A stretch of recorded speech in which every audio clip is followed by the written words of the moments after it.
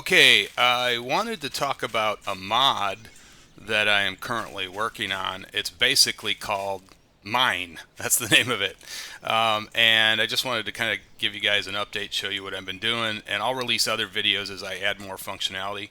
But you can see here, I've added my own tab called Mine. Now, one of the things is it's sort of I've downloaded all these mods and it's really difficult to sort of make sense of this. Some of them work, some of them don't. So what I've kind of done is created my own mod that takes that basically uh, does things. It works over top of those mods, and in my opinion, does a better job. So one of the things I wanted, like a capture the flag mode, and some of the mods that I had didn't really work. So what I've done is first, well, let me back up. So one thing I've done is I've created an allies tab. So if I put down NPCs that are my allies, it will detect them. You have to hit detect here, and then it'll put them all in here, and then I can, on an individual basis, tell them to follow me, guard this spot. I can put a radius. I can even tell them to stand down if they're currently doing something. I'm going to add more functionality to this, but right now that's how that works. Also, I have my own wave spawner. It basically can take every NPC in the game, and I can create a roster lineup that I want to. So basically, if I wanted to mix maybe zombies with Germans or whatever, I could create my own roster. I can even save that loadout and then reload it at a later point. So this works pretty well. This one is still in the works. I'm not done with this. I'm not. I'm thinking about how I want to do this. This would just be a overall spawner, but I haven't. That's not completed yet. But yeah, this enemy one is working really well, and I think I got one saved here. Yeah, I've got a test loadout. So yeah, and it'll just follow that roster and start spawning them. You can specify the duration, how many you want alive at once, that kind of thing. And eventually, I would like to tie this into a new game mode where you have like a horde mode where they're coming in. Shouldn't be hard to do. Okay, I also have a cleanup. Now, what this is when NPC corpses die, they just stay here. And if you had a long game you were playing, could increase some lag. So this will just auto clean them up. It'll even take their drop gear, and that happens after 30 seconds. Now, this is really cool. In fact, I'm going to do this right now. You can this right now. My first mode is CTF mode, and I can actually save this as a loadout. Now, this is not related to the game save. This is actually my own save. So it has nothing to do with this save. It just loads what I want it to. Now, what I've done is I've done a CTF vanilla. I'm going to deploy this now, and boom, it just deployed an entire layout that I set up. Okay. The TF2 bots are pretty cool. Unfortunately, they have this concept where it's a red versus blue. So in my game types, though, I want them to be either enemies or allies. So this was the first attempt. This was quite a lot of work to get this to work, but now it does. They will actually hunt me if they're on an enemy. If I put them in like an enemy spawner here, they will actually attack. So that's what this does. And then I can also say, hey, bots versus my ally NPCs too. Here's the CTF game. There's two modes currently. One is you just touch the flag and it's victory.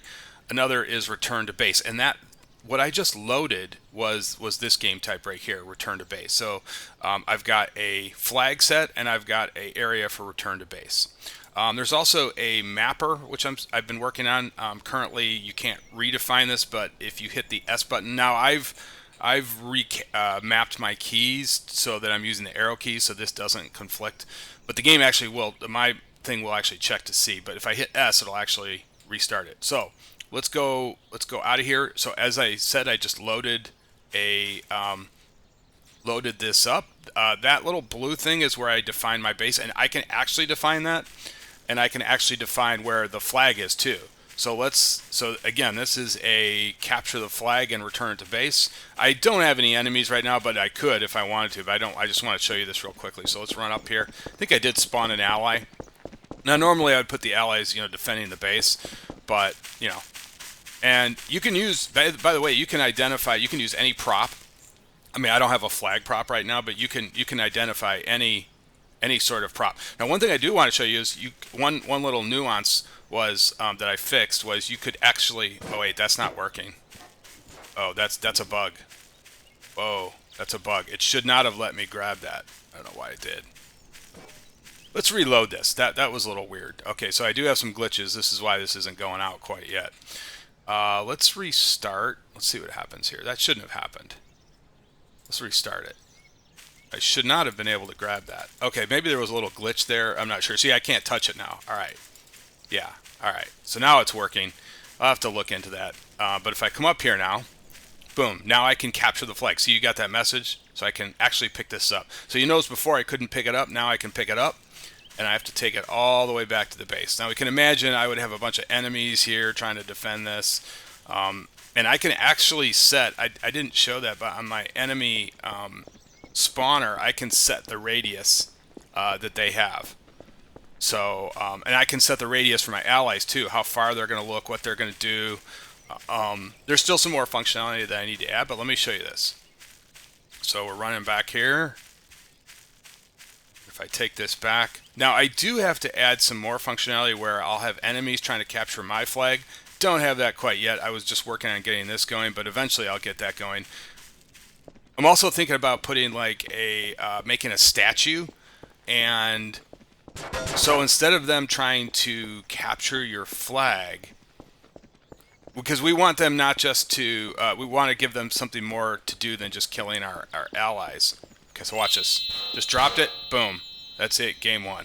You can see right there. Flag returned. But what I am thinking about doing is adding several types of this. One would be like you'd have a statue here, and it would have a certain amount of health, and if they destroy the statue, that's it. You lose. So you have to get that flag back before they destroy your statue. So, you know, I'd have like NPCs here guarding this. Another mode would be where I would just have a flag in my base. They would try to get it like a true back and forth capture the flag. But you can see it works. I mean, that just worked. All right, so let's go back. Let's restart it. And there, look, it restarted. Now, I saved the game where I was at right here. And look, it just reset it.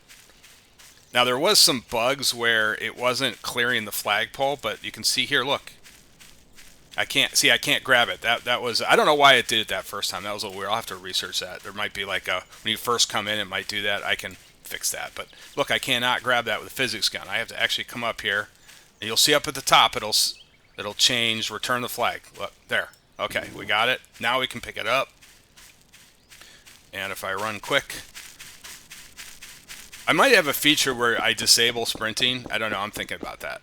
I might actually have a feature where you disable sprinting. Oh, you can. I mean, you could just have it as an option. I'm trying to add as many options as you can.